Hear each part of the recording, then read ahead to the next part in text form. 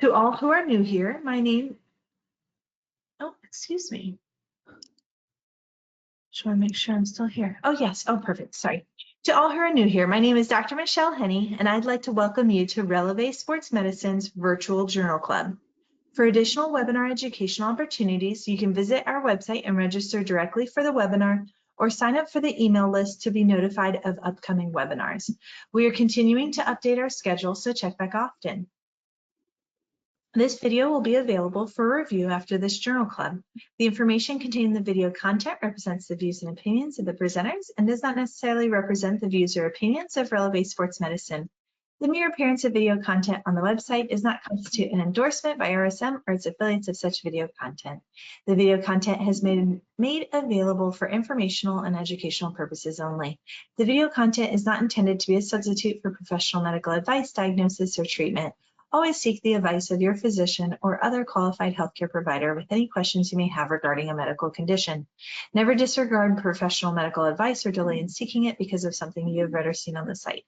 RSM hereby disclaims any and all liability to any party for any direct, indirect, implied, punitive, special, incidental, or other consequential damages arising directly or indirectly from any use of the video content, which is provided as is and without warranties.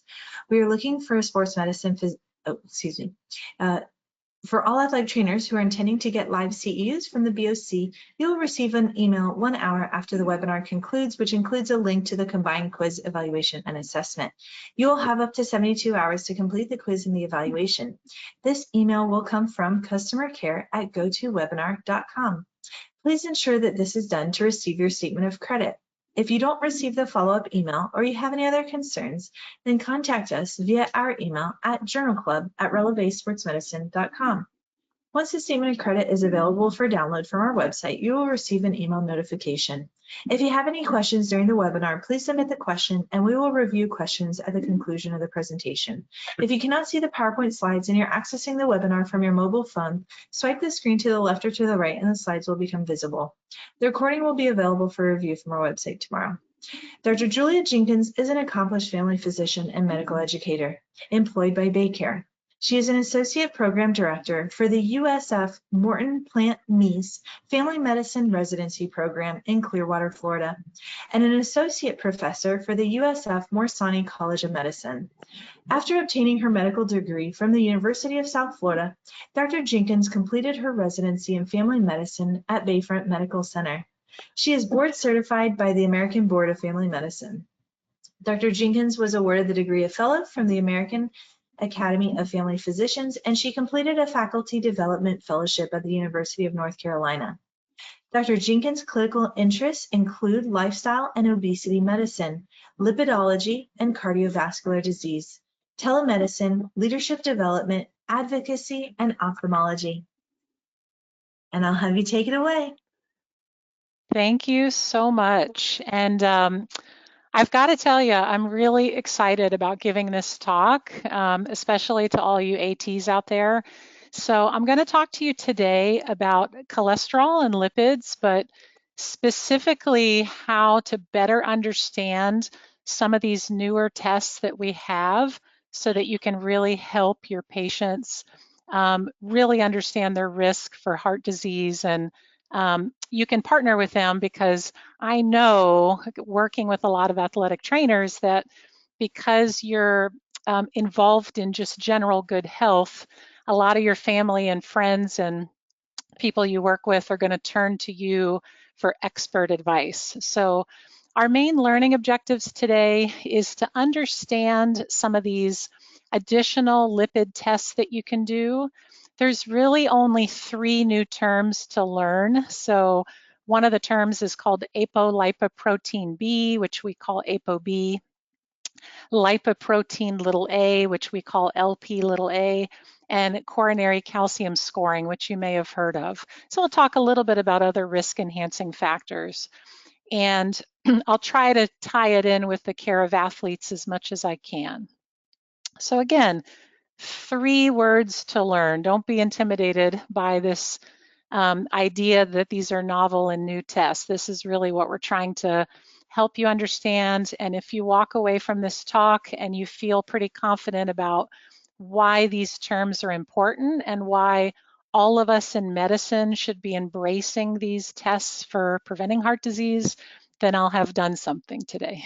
So why am I so passionate about this, and why do I think athletic trainers and everyone in the healthcare field should care, is because heart disease is still and continues to be the leading cause of death. So in the United States, somebody dies every 34 seconds. 1 in 5 deaths from cardiovascular disease do occur in patients younger than 65. So it's not just older folks having heart attacks. And 1 in 20 adults ages 20 and older have heart blockage or coronary atherosclerotic disease. So I know that when you're thinking about heart and you're in the athletic trainer field and sports medicine field, you know, it's really fun to talk about commotio, I can't even say it, I'm a primary care doctor, commotio cordis or hypertrophic cardiomyopathy. That is not what we're talking about. So we are talking about the most prevalent form of heart disease, and that is blockage from lipids and atherosclerotic disease. So many years ago, the famous tennis player Arthur Ashe, he brought a lot of attention to this because he had a heart attack at 36, obviously very athletically fit and healthy. He did have a significant family history, so we've really learned a lot from him and from stories very similar to his. My personal story was a patient of mine, and he was 56. He worked for the US Postal Service, and he was about to retire early and very excited about it. He had a very physical job. He was in good health, was not a smoker and not a diabetic. And he came in for his physical. These were his labs. You know, for many years, that LDL cholesterol is a little high. So him and I talked about, you know, that should we consider a medication? Should we be concerned? He did say to me, well, my good cholesterol is high. My triglycerides are not that elevated. I'm going to retire soon. Let me just kind of get back to the gym and eat healthier, and let's keep an eye on it. We did not have risk calculators back then because this was back in about 2016. Now we have this thing called the ASCVD risk calculator. So if I would have calculated it, it would have been 5.4, which I'm going to show you is a pretty low score. So I agreed during his physical, let's just watch it.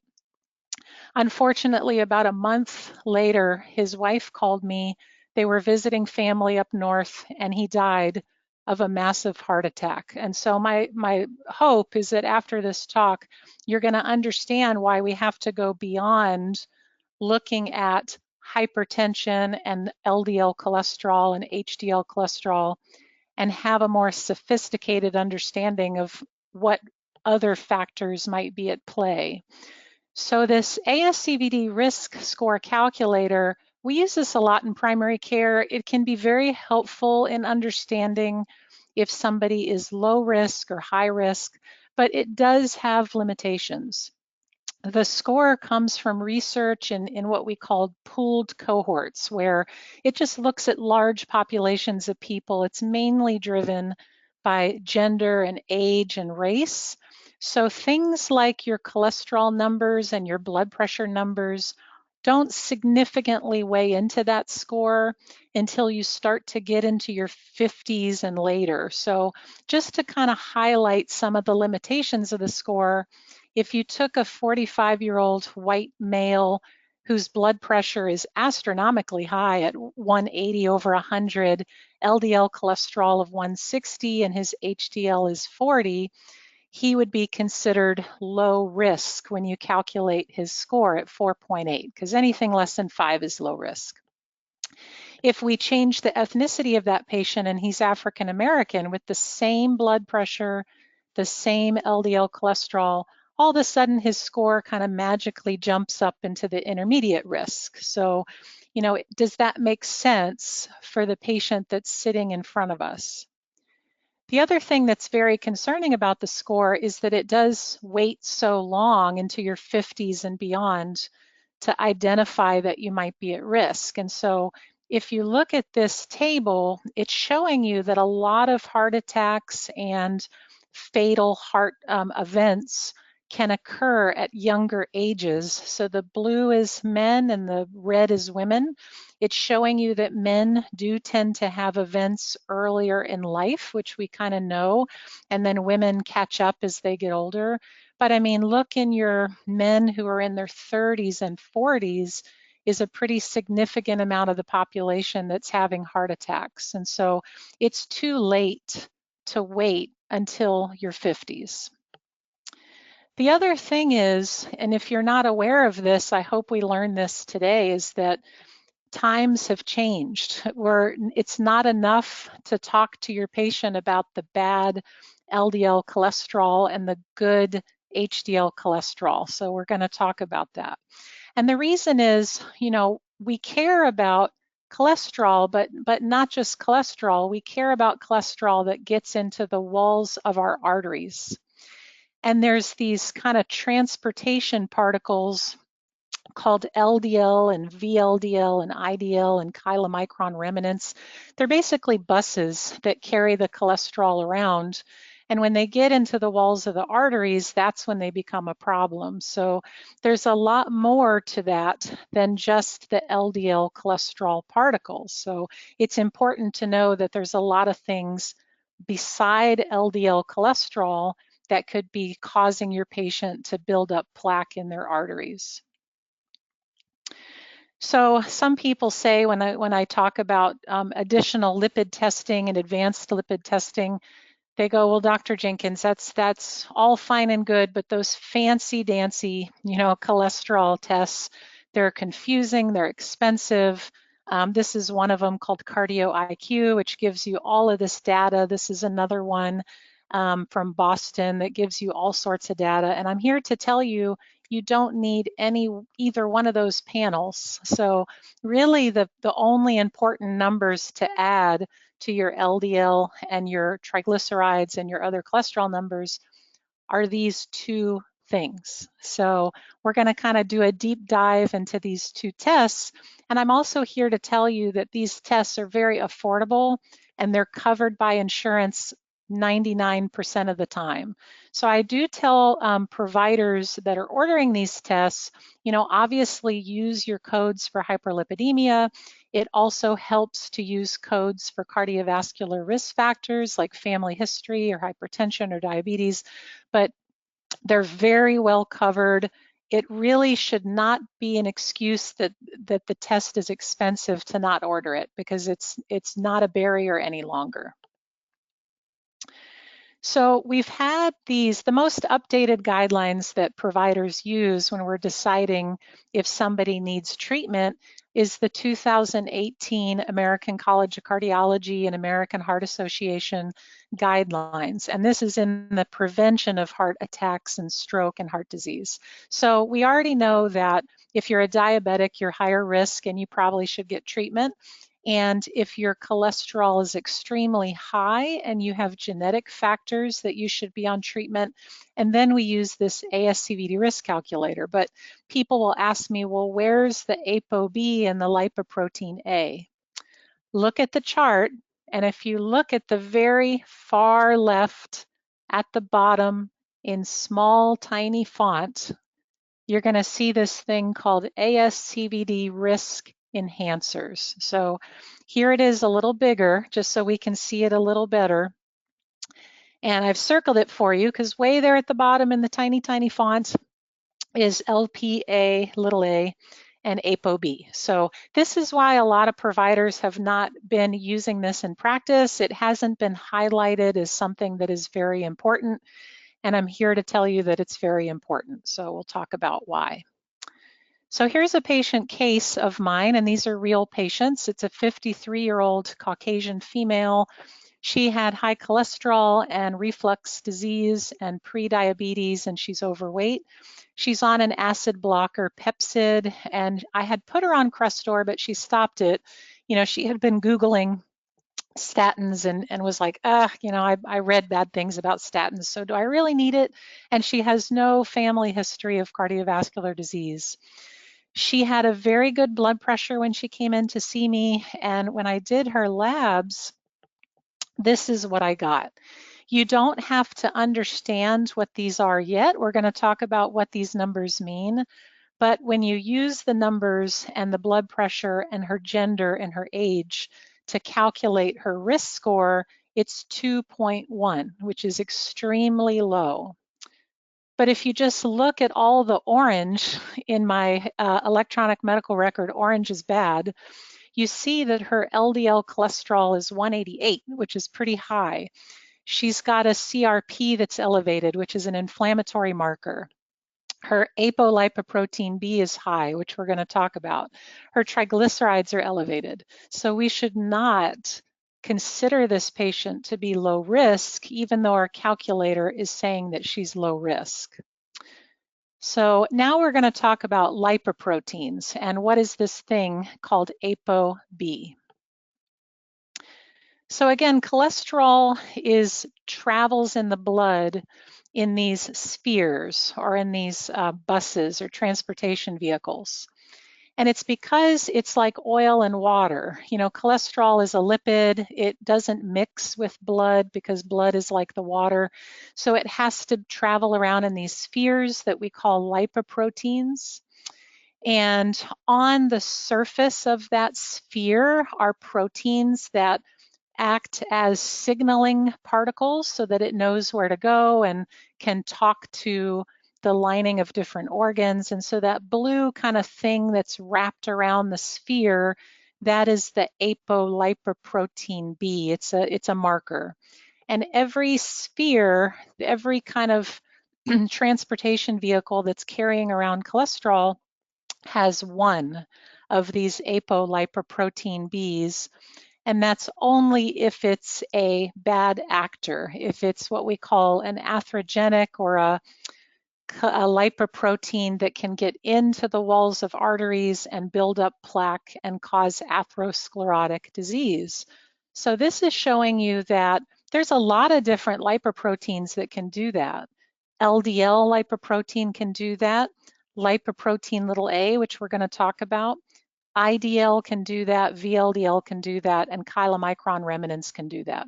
There's really only one type of lipoprotein which is not going to get into the walls of arteries and cause heart disease, and that is your HDL cholesterol particle. So notice in the drawing that all of the others have that blue blob, and that's the apolipoprotein B particle that's on there.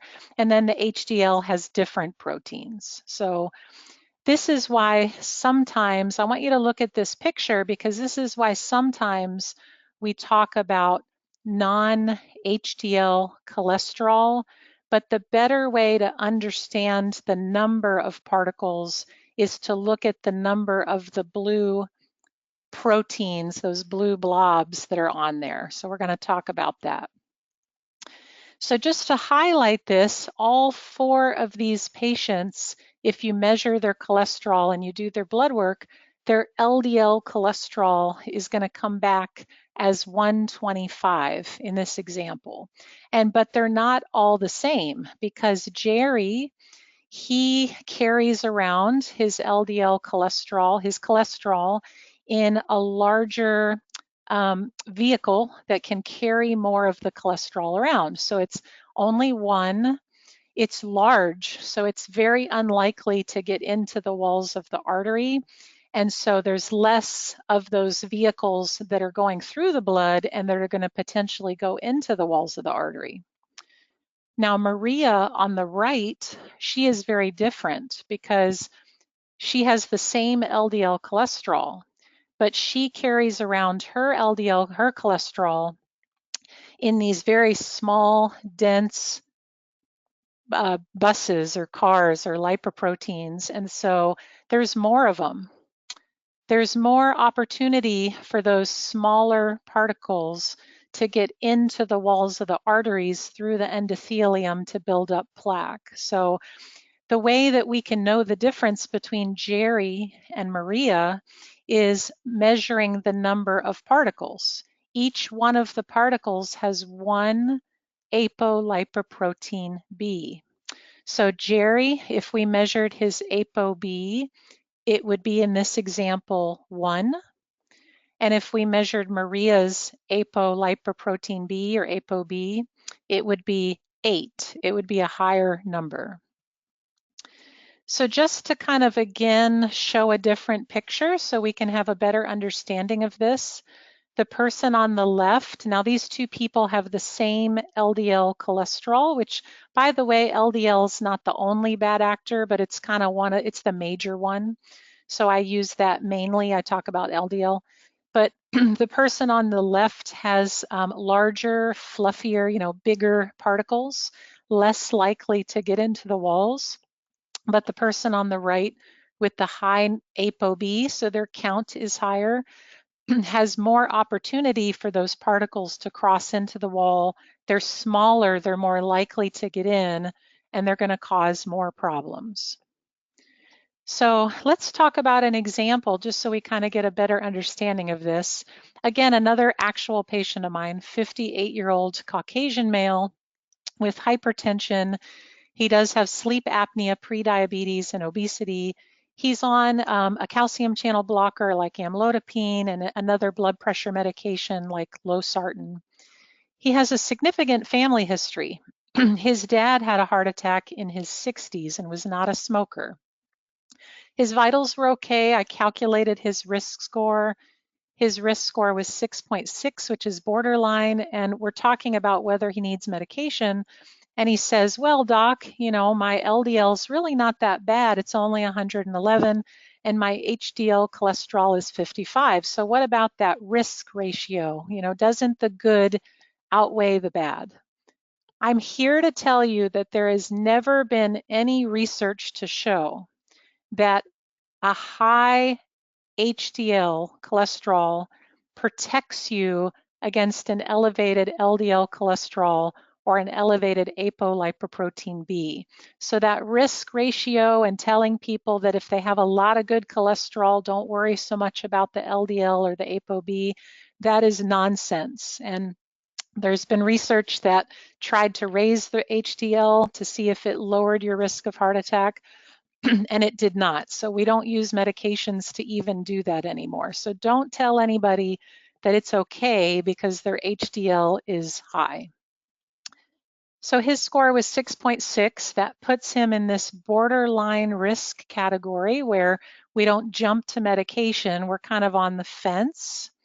So what should I tell him? His ApoB was 103. 103. If you look at the 2018 guidelines, they're a little outdated in regards to this, and we're about to get new guidelines.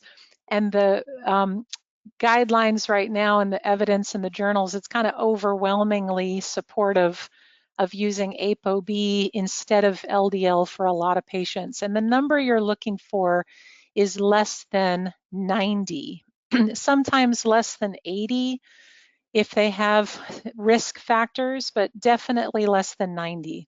So this is showing you that based on a lot of comparison data with looking at the general population and their cardiovascular risk, they're kind of higher risk if they're in the 100s, which my patient was, and we really want it to be under 90. So this is a patient I'm going to tell them that we need to do better. I'm going to say right now too that the ApoB can be modified by lifestyle. So if they're high enough risk, you probably want to talk about medication. We're not going to talk about medication in this talk, but you can improve ApoB through diet and exercise and lifestyle modification. The problem with us not looking at ApoB is if we just look at his LDL cholesterol compared to the general population, it really is not that bad compared to other patients that you're going to see with other LDL cholesterols of similar age and similar risk factors. But his ApoB is more accurate because it's counting the particles and it more accurately assesses risk. So we call that discordance. They don't match. And the research is very overwhelmingly saying that if you're going to pick one, which one's more accurate, apolipoprotein B is definitely, without a doubt, more accurate. So why are we not doing this regularly? Why don't we just check ApoB and not LDL? Well, for many, many, many, many years, we've been checking LDL cholesterol, and the guidelines are just on the cusp of changing. So there's been an overwhelming amount of articles that apolipoprotein B is superior to LDL cholesterol, and it's really just a matter of time before we start routinely doing this. But I really want all of you listening to be ahead of the curve and to really understand why this is important. So this was recently published research out of the UK Biobank, and what I want you to take away from this is look at the bottom, and these are different LDL cholesterols. So the blue bar are patients that had a certain LDL cholesterol, but their ApoB or their particle number was low. And then the orange bars are patients that their ApoB or their particle counts were high. And if you look at it, it's pretty fascinating because your patients who have an LDL cholesterol of 100, which we would generally think of being low risk, if they have a high ApoB, their risk of having a heart attack is higher than patients who have on the far right, patients with an LDL of 190 whose ApoB number is low. So it's really, really important to understand that if you're not looking at ApoB, you're really missing patients that their LDL might look okay, but this is going to give you a better picture of their risk. So now we're going to switch gears from the ApoB, and I'm going to use another case. This is a 37-year-old Caucasian female of mine. She also has high cholesterol. She also has inflammatory bowel disease, ulcerative colitis, and Hashimoto's thyroid disease. She is on Lialda and levothyroxine, Lialda for her ulcerative colitis and levothyroxine for her thyroid disease. Significant family history. I mean, significant family history. Her father had a heart attack, his first heart attack at 40, and he wasn't a smoker. These are her vitals. Other than being overweight, her vitals look pretty good. Actually, our ASCVD risk calculator, we don't use it until you turn 40. So now what do I do? So her apolipoprotein B is below 90, but she's got this other thing called lipoprotein little a that's elevated. So I'm not going to ignore this because of her family history and because of this lipoprotein little a. Sorry, hold on one second. So what does this mean? Lipoprotein little a. This is in the guidelines and the 2018 guidelines. And these numbers in those guidelines are actually very accurate. So it depends on your healthcare system and your electronic medical record, which number you use. In our healthcare system, we use nanomoles per liter. So anything over 125 nanomoles per liter is elevated. And anything above 50 milligrams per deciliter is elevated. Now, what is lipoprotein little a?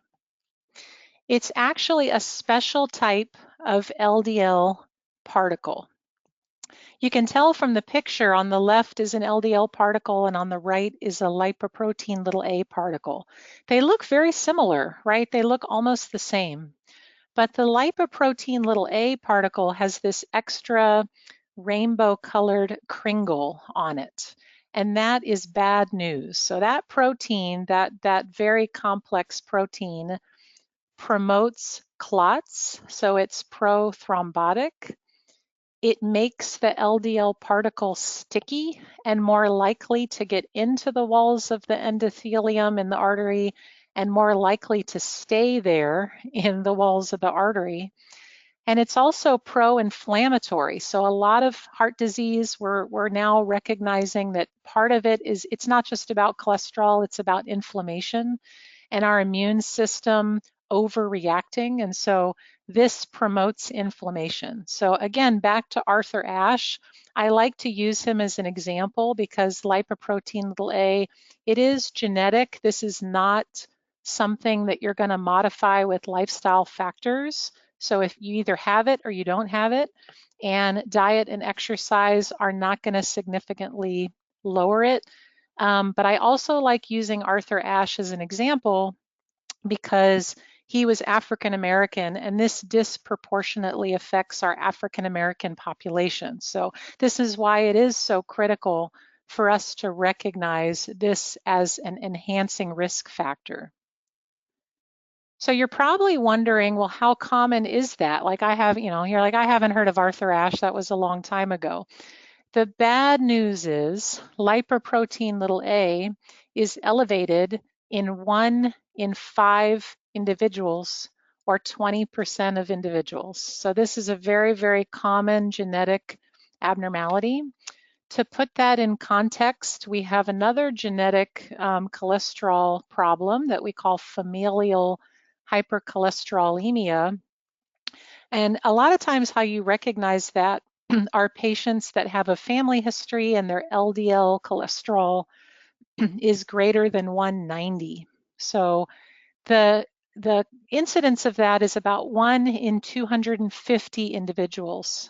So it's common, but not super common, 1 in 250. So if they have that LDL cholesterol above 190, you're going to think of that.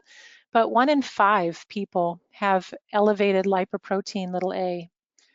And the other reason that it is so important to identify, not just that how much it increases their risk, but for whatever reason, this special LP little a particle loves the aortic valve. So this is something that can cause aortic valve stenosis over time and can put them at risk for valve problems and heart problems related to that. So another research study, just to kind of give you a visual, and again, the bars show patients, SMRFs is standard modifiable risk factors. What they're trying to show you is, we know already smoking, high cholesterol, high blood pressure, diabetes, these are significant risk factors for heart disease. And the more of those risk factors you have, the worse it is for you. But if you look at people that have a low lipoprotein little a compared to patients that have a high lipoprotein little a, the people in red, the people that have that high lipoprotein little a, are going to have much more heart attack and stroke and cardiovascular events than the people that don't have it. So this is why it is so important to look at this in addition to our traditional risk factors. So back to that familial hypercholesterolemia, which is in 1 in 250 people. Again, if you have a friend or family member or patient or somebody you know, and they have a family history, definitely go looking for this. And what's very frustrating is at least 70% of patients that have this disorder go undiagnosed and they don't realize it. And you may later on in the stages of the disease, they may present with obvious physical exam findings, but that's usually much later in life. So this is when you see people that have things called xanthelasma, which are kind of like fatty looking, soft, fleshy things, either near your eye, or they can be on extensor tendons in your Achilles or on your hand or your different parts of your body. So that's late stages. And ironically enough, I know this is being recorded, but the day that it's being recorded is September 24th. So today is Familial Hypercholesterolemia Awareness Day. So please don't be in the population of people that go undiagnosed or unaware of what this is. This is a very good website for patients to look at and providers that talks a lot about lipoprotein little a and familial hypercholesterolemia. So familyheart.org can be a really good resource. So this is showing you why should we care about familial hypercholesterolemia, which is the LDL above 190. There's 2 versions. If you get both genetic mutations, we call that homozygous, and that is very rare. those are the kids who have very high cholesterol, and usually their LDL cholesterol is in the 400s or 500s, and they start to get heart attacks as preteens, which is heartbreaking. So that's what that teal line is to the left. But let's focus on that red line because most patients are going to be heterozygous and only have one mutation and not be as severe. But what's really scary is that if you don't do anything with these folks and you kind of let it go without any intervention, they're going to start to have events in their 30s, which is awful. Now, if you start to intervene in their preteens and you start on a low dose cholesterol medicine, you're going to buy them some time. But you can see that the purple line where you start the low dose medication in their preteens, it's still, they're going to start to see events in their 50s instead of their 30s.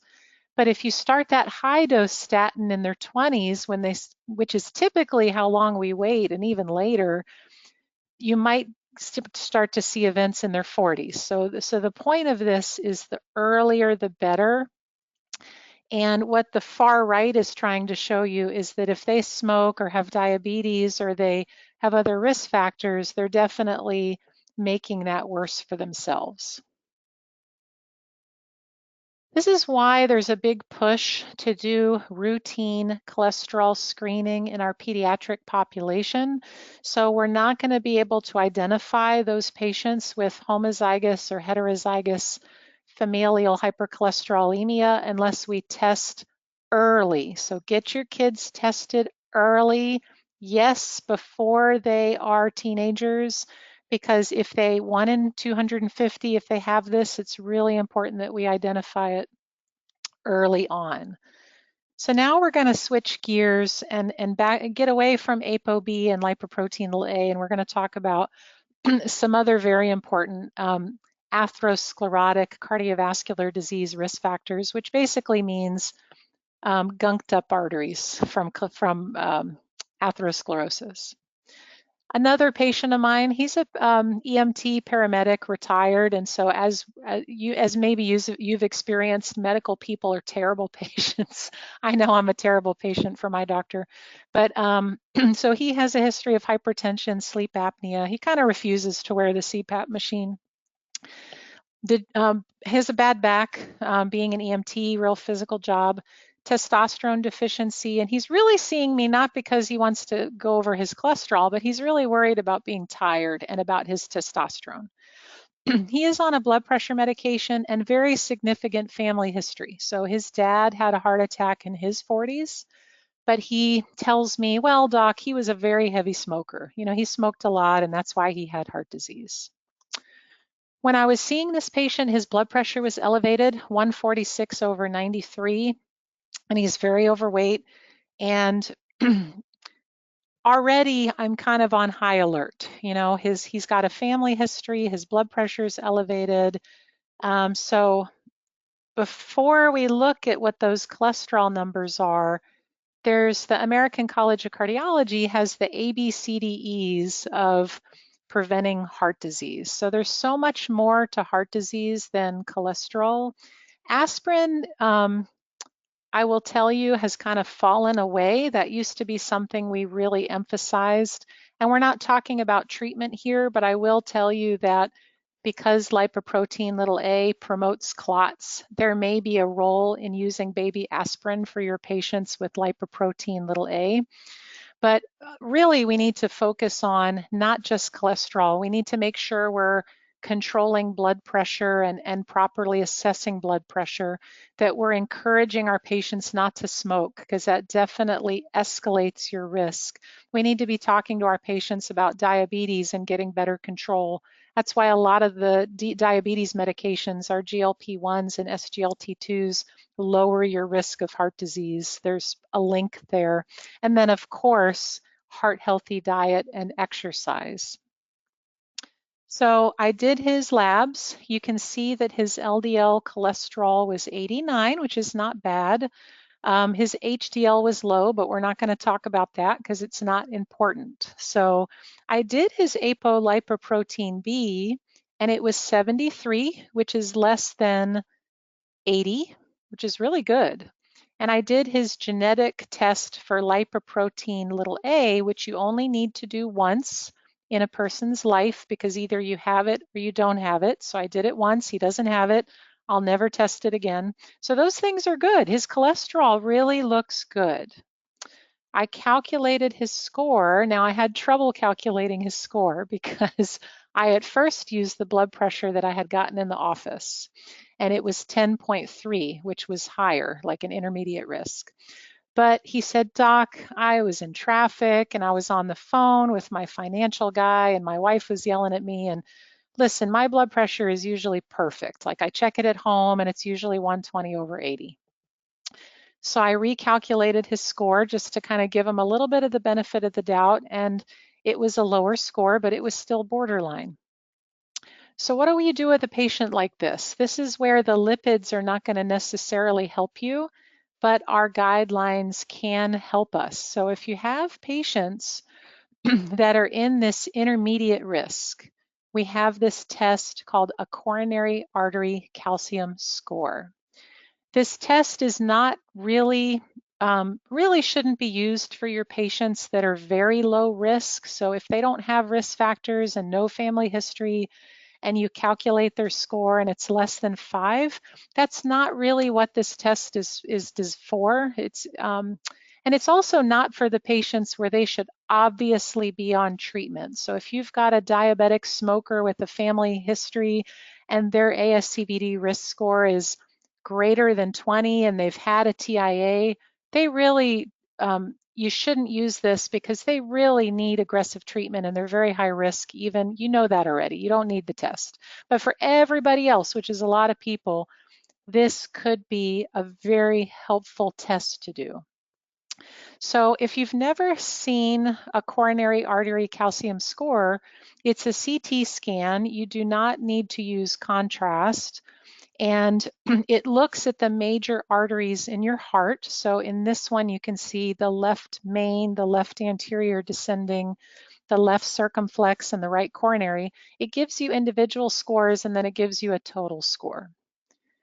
I will share with you that any score over 100 should worry you. A score 0 or less can be reassuring, and we'll talk about where it might not be reassuring, but over 100 is bad. 436 is really bad. So I want you to remember this guy because his lipids, his cholesterol didn't look that bad. He had a family history, but he said it was because his dad was a smoker. He kind of had talked himself out of a lot of the risk factors. But this guy has very bad heart disease, despite all of that. So when you get to the coronary artery calcium scores above 100, those are the more advanced atherosclerotic lesions because we all start to develop a little bit of plaque and a little bit of atherosclerosis, even in our teens and 20s. But the advanced stages is when you start to see calcium. So if you start to see calcium buildup, especially over 100, you should be concerned. The Journal of American College of Cardiology published a study looking at these CAC scores or coronary artery calcium scores, and the patients that had a total score over 300, like my patient, their risk was the exact same risk of having a heart attack or a stroke as a patient that had already had an event, had already had a heart attack or a stroke. So my poor patient who had kind of talked himself out of being at risk has significant risk. And so that really helped our discussion and really helped get buy-in with this patient on why we needed to aggressively mitigate the risk that he had. Now, this test does have limitations, and so we do not use the test to monitor for to see if he's doing better. So we don't use it for looking at response to treatment. So for my patient, you know, I put him on a statin, and I'm never going to check that test again because statins can increase the score. So it's not what it's used to assess risk. It's not used to assess whether they're doing better or not. The other limitation is if you get a score of 0, a lot of times that can be reassuring, but you can have patients with plaque that have what we call soft plaque. And that's more commonly seen in females and younger patients, patients with diabetes and metabolic syndrome, smokers, and people with a family history. So if you have a high suspicion and that CAC score is 0, you should still think about doing other testing, like getting to cardiology for stress testing and other things. The radiation is not significant. It's the same radiation as a standard mammogram. And this is where this is very relevant to athletic trainers and people that work with athletes and are in the sports medicine field. It's incredibly important to know that for that population, and this is specifically athletes that do vigorous physical activity. This is not athletes like me that do a 5K every once in a while. These are folks that are in doing triathlon events or marathons or high collegiate or professional sports. They can have falsely elevated CAC scores. So vigorous exercise intensity done routinely over time can cause hardening of the artery that is not related to plaque. So my key takeaway messages from this talk is that ApoB is better than LDL cholesterol for a lot of patients, not always, but for a lot of patients. So if you're not checking it, you're not going to know which ones you're missing. So if their LDL cholesterol is really high, you don't necessarily need ApoB, but if their LDL is low, that's going to give you more information. And there may be discordance where those numbers do not match up. And it's because the ApoB is counting the number of particles. Remember too that ApoB can be modified by diet and lifestyle factors. So yes, we want to use medications when that's appropriate, but you can also talk to your patient about a healthy, whole food, mostly plant-based, healthy fat, Mediterranean type diet and talk about regular physical activity and lowering inflammation and all the other things that we care about. Lipoprotein little a is that particle that kind of looks like LDL, but it's a lot worse. It is genetic. 1 in 5 individuals have elevated levels. Make sure that you get yours checked and that you recommend that everybody you know get it checked at least once so they know if they have that genetic abnormality. The other takeaway is to make sure that we're screening for familial hypercholesterolemia early in life, preteens or younger, especially if they have a strong family history. The other key takeaway, there's more to heart disease than cholesterol. Don't forget about the examples that I talked about where blood pressure and diet, exercise, and smoking also significantly impact your risk. Excuse me. And then, of course, CAC scores and coronary artery calcium scores can help convince your patients that there's more risk than they're aware of, but it can be falsely high in athletes and there can be limitations to that test. So back to that original slide, these were the 3 words that I was really hoping you'd have a better understanding of at the end of this talk. I hope that came across. I hope that these make more sense to you now. And that is it. So these are my JV football players. And so I appreciate all of those athletic trainers out there. And these are my fur babies. And thank you so much. Thank you.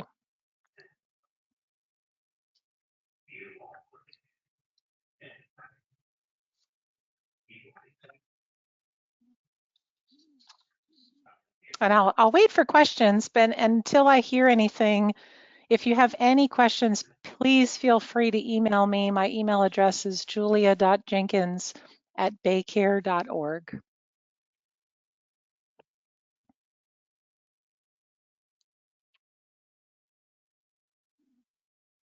Great, and we will wait. If you do have questions, please don't hesitate to put those into the chat. we were chatting about before Dr. Jenkins gave this talk today, we were talking about the relevance and how athletic trainers might utilize this information. If you felt particularly strongly that you wanted to share kind of what brought you to this topic today, please feel free to do so, and I'll pass that information along. Certainly, if you have been with us for the last couple of months, you've seen some of the less commonly discussed topics getting away from the ACL rehabilitation and some of the other more orthopedic topics, although we do have some of those coming up. We also have next month is, and Dr. Jenkins had very aptly alluded to that, a whole food, plant-based family physician, Dr. Christina Cherian. Her sister did residency at Bayfront, but she's going to be giving a talk on nutrition topic for athletes and athletic trainers.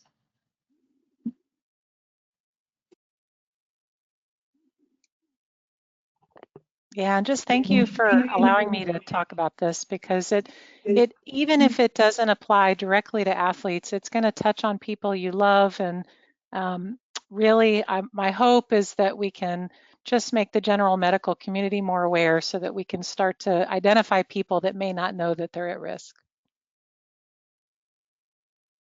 Okay, so Naomi has a question here. Are there signs in adolescence that would clue you to test for familial hypercholesterolemia? No, that's a great question. And if they're homozygous, which is very, very rare, there might be clues like those xanthelasmas and other things related to the blood being thick. So they may have shortness of breath or chest pain or other symptoms. But again, that's so rare that it's not even something that you're going to come across very commonly. But in your patients where it's heterozygous, there's not going to be any physical exam findings or symptoms or any clues, none. And that's why just universal screening is so important, because we're not going to know unless we test their blood or do a finger stick cholesterol at your pediatrician's office. And a lot of pediatricians now are doing the finger stick testing or the lipid cholesterol testing as just part of their routine well child exams. Family history should definitely tip you off to be looking, but I think everybody should be screened.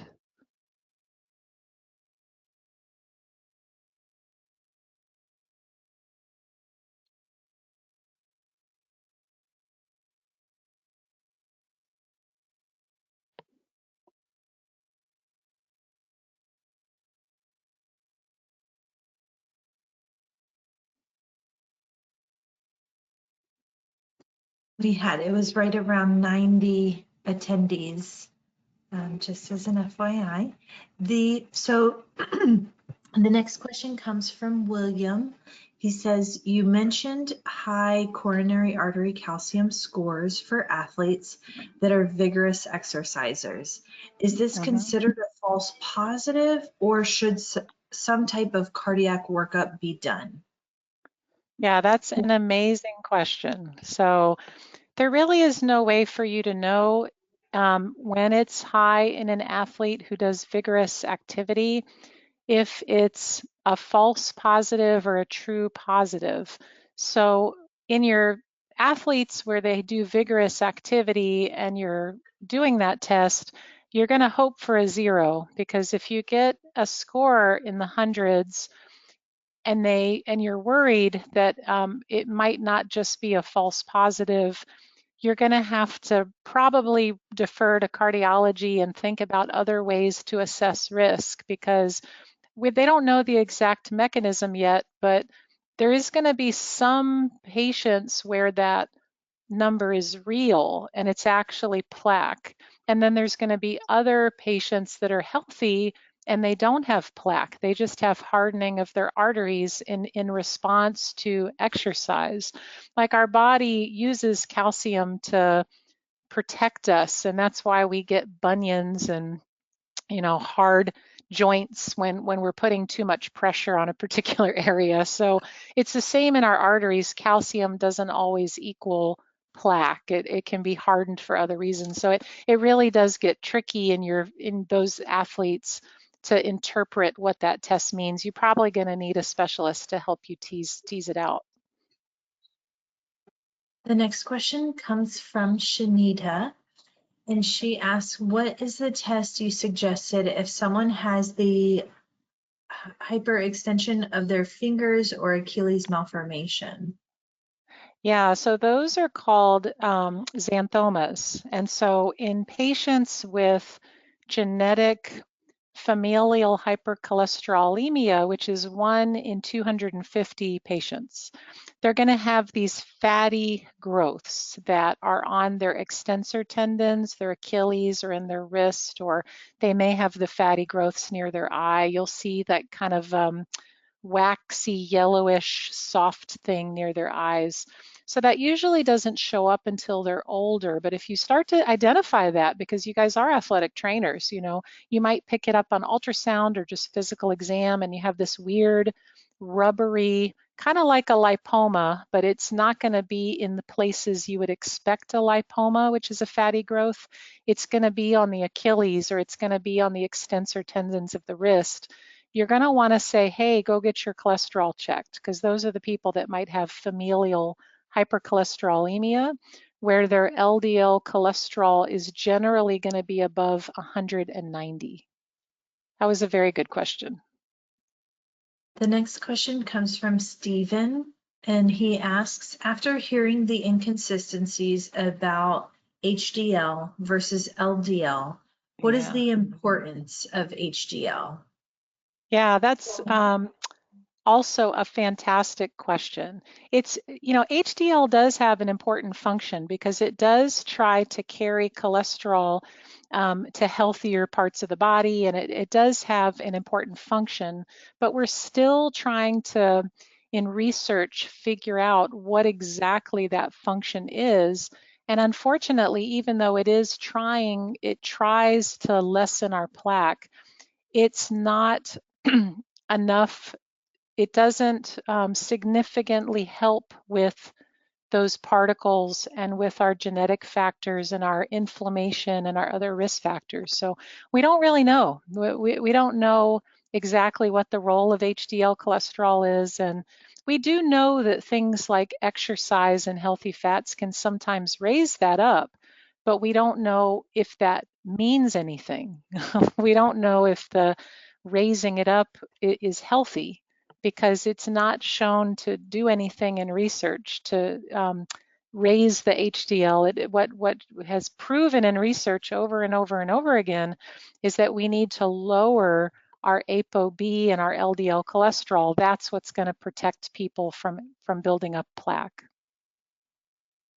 The next question comes from Greg, and he asks, is there a fasting recommendation prior to drawing these labs?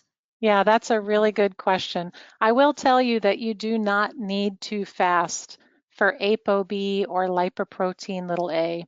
And there's recent guidance coming out that, I work in Clearwater in an underserved area. And so our patients sometimes have trouble with transportation. There's a lot of literature to say you don't even need to necessarily get fasting LDL or triglycerides. So you definitely don't need to fast for the ApoB and the lipoprotein little a.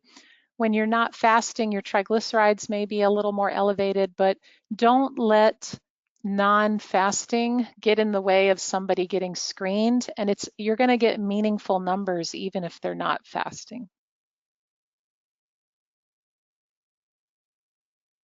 And the last question, I'm not sure if you would know the answer, but it's coming from Sherilyn, Okay. asking, are these lipoprotein big A and little a markers also found in animals like dogs as a link Oh, to heart fascinating. disease? Well, that's fascinating. I mean, I will tell you, when I was in undergrad at the University of Florida, which is on my little puppy has gator stuff on, my roommates were pre-vet and became veterinarians, and the animal medicine is a lot harder than people medicine. So, and we don't have the research in dogs and cats and animals that we do in humans as it relates to heart disease. But it's really fascinating to me that a lot of the physiology of animals is very similar to people. And so I would guess that that is probably true. I definitely don't want to be on record saying that that's definitely true. But I mean, look at how even our pet foods are trying to be more whole grain or grain free or more wholesome or more plant-based because, and we give turmeric, which lowers inflammation to dogs and cats. So their disease states are very similar to our disease states, and the quality of their food and their life is just as important as the quality of the food and exercise in our life, in my opinion. Awesome. Well, that was a fun one to end on. Yeah, that's great. And thank you so much, Dr. Jenkins, for your time tonight. Thank you for sharing with us something that we don't often think as much about. So really appreciate for you sharing all of your really robust expertise. And thank you everyone for attending. Bye. Thank you so much. This was a lot of fun. Thank you so Have a much. It was great great night. too.